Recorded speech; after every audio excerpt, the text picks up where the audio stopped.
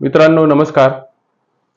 एक वेळ लोकांना पटवता येत नसेल तर लोकांना संभ्रमित करून बुचकळ्यात टाकायचे आणि असे विधान करायचे की जनतेला नेमकं काय चाललं आहे हे समजायला मार्ग असणार नाही. आणि असे विधान करून गोंधळ टाकत असताना त्या गोष्टीला मात्र राजकारण म्हणतात. आणि यातील कुठले विधान हे भरोशाचे आहेत आणि कुठले विधान हे बेभरोशाचे आहेत याबद्दल लोकांमध्ये संभ्रम निर्माण करायचा आणि नंतर केलेल्या विधानाबद्दल सोयीने घुमजाव करायचं आणि आपण तसं म्हटलेलोच नव्हतं किंबहुना आपण तसं म्हणण्याचा अर्थ नव्हता असं सांगून जनतेला पुन्हा एकदा गोंधळात टाकून आपला हवे ते इप्सित साध्य करायचं, त्या क्षेत्राला आणि त्याला मात्र राजकारण म्हणतात. महाराष्ट्र व देशभरातील 5 टप्प्यातील लोकसभेच्या निवडणुका आटोपल्या. या निवडणुका आटोपल्यानंतर भविष्यात कोण कोणाशी सोयरीक संबंध करेल या चर्चा आता मात्र सुरू झाल्या. कारण कोणी कोठे जावे हे आता केंद्रीय तपास यंत्रणा ठरवत असल्याचं मागील काही काळातील काही घटनांवरून आपल्या लक्षात आल्याशिवाय राहणार नाही. असो मित्रांनो, देशभरातील 2 टप्प्यांच्या निवडणुका बाकी असताना 4 जून नंतर पुन्हा एकदा भारतीय जनता पक्ष देशामध्ये सत्तेवर येईल आणि नरेंद्र मोदी हॅट्रिक पूर्ण करणार असा दावा हा एनडीएकडून म्हणजे भारतीय जनता पक्षाकडून केला जात आहे. आणि दुसऱ्या बाजूला मात्र भारतीय जनता पक्ष हा मात्र पराभूत होईल असा दावा हा इंडिया आघाडीकडून केला जात आहे. आणि हे परस्पर विरोधी दावे होत असताना नेमकी काय परिस्थिती घडेल आणि नेमकी काय स्थिती घडेल हे मात्र आता छातीटोकपणे सांगता येणं तसं खूप अशक्य आहे. एकूणच देशभरातील ही लोकसभेची निवडणूक संपूर्ण देशाचा परीघ आणि संपूर्ण राजकारणाचा पोत बदलून टाकणारी निवडणूक ठरेल असं चित्र या ठिकाणी दिसतंय. मित्रांनो, निकालानंतर उद्धव ठाकरे हे नरेंद्र मोदींच्या बरोबर जातील अशी ही चर्चा राजकीय पटलावर ही मोठ्या प्रमाणावर ही गेल्या 2 दिवसापासून होते. त्यामध्ये वंचित विकास आघाडीच्या प्रकाश आंबेडकरांनी देखील उद्धव ठाकरे हे आपली भूमिका बदलू शकतात आणि उद्धव ठाकरे हे मोदींबरोबर जाऊ शकतात असा दावा हा आंबेडकरांनी केलेला असल्याने पुन्हा एकदा देशाच्या आणि महाराष्ट्राच्या राजकारणामध्ये वेगवेगळे तर्क वितर्क लढवले जात आहेत. त्यानंतर 4 जूनच्या नंतर देशाच्या राजकारणामध्ये एका महत्त्वपूर्ण वळणावर कुठकुठले पक्ष हे कुठकुठल्या दावणीला जातील किंबहुना राजकीय साडीपाटावर कुठल्या सोंगट्या हे नेमक्या कुठे असेल हे मात्र सांगता येत नाहीत. किंबहुना कुठले कुठले खेळ हे खेळले जातील हेही छातीटोकपणे सांगता येणार नाहीत. याचा अंदाज मात्र आणि याची काहीशी चुणूक आणि चाहूल ही येण्यास सुरुवात झालेली आहे. थोडक्यात काय तर देशाचा आणि महाराष्ट्राचा राजकीय परीघ सुद्धा या सर्व कोलांटुड्याने किंबहुना या सगळ्या असणाऱ्या पक्षांतराने किंबहुना पक्षांतराच्या असणाऱ्या सलगीमुळे देशाचं राजकारणाचं चित्र बदलेल असंच एकंदरीत चित्र हे या ठिकाणी दिसतंय. आणि पुढे मात्र कुणीही असंघाशी संघ केला तर त्यामध्ये मात्र आश्चर्यकारक असण्याचं कारण नाही. या सर्व विश्वास आणि अविश्वासाच्या हिंदोळ्यावर पुढचे दिल्लीचे सत्तास्थानाचे राजकारण हे हेलकावे खाणार आहेत याबद्दल मात्र कुठली शंका असता कामा नयेत.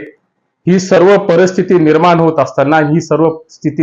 असताना शरद पवारांनी एका मुलाखतीमध्ये भविष्यात कुठलेही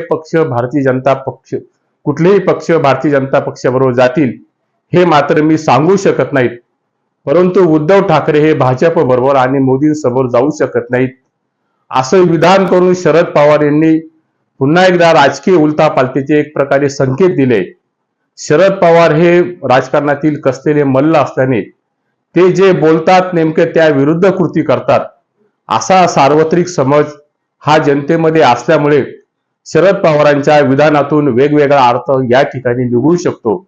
यातून कदाचित नरेंद्र मोदींना देशामध्ये केंद्रामध्ये स्वबळावर सत्ता मिळेल किंबहुना सर्वात मोठी पार्टी ही भारतीय जनता पार्टी ठरेल, single largest party Bharatiya Janata पक्ष ठरेल.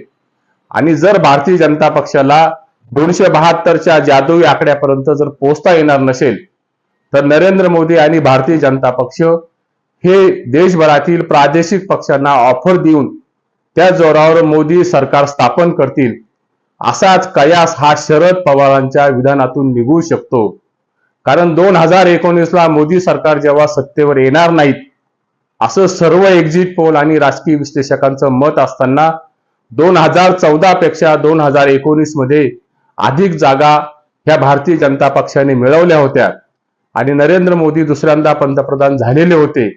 त्यामुळे सध्या कितीही सत्ता परिवर्तनाची चर्चा होत असली तरी महाराष्ट्रातील काही सुरक्षित जागा सोडल्या तर निवडणूक निकालांचे अंदाज बांधणे आणि छातीटोपपणाने भाष्य करणे हे पाहिजे तितके सोपे दिसत नाहीत.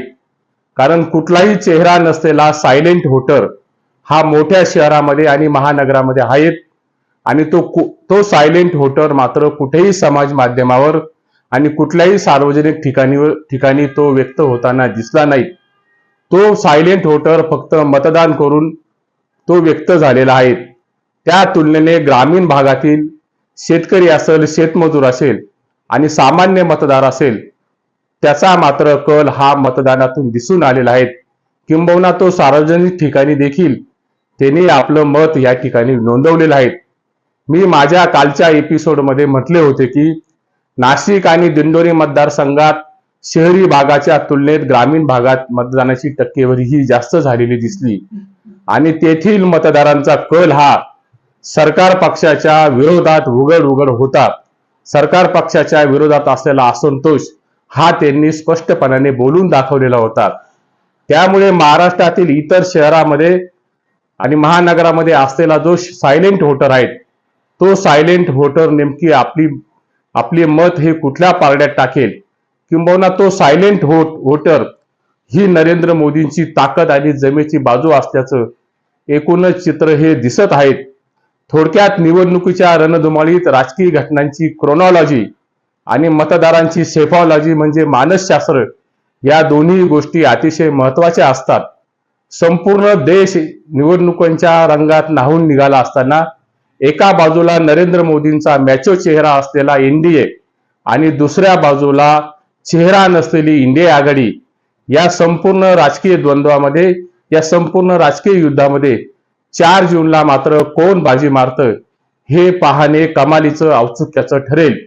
एकूणच काय तर महाराष्ट्राच्या झालेल्या 5 टप्प्यातील निवडणुकांवर नजर टाकली तर महाराष्ट्रातील बुजुर्ग संस्थानिक आमिर उमराव ही मंडळी सत्तेबरोबर राहिली आणि शेतातील अवतावर पाय देणारा सामान्य शेतकरी, सामान्य माणूस हा प्रस्थापित व्यवस्थेच्या मानगुटीवर पाय रोवून व्यवस्थेच्या विरोधात हा उभा ठाकलेला होता.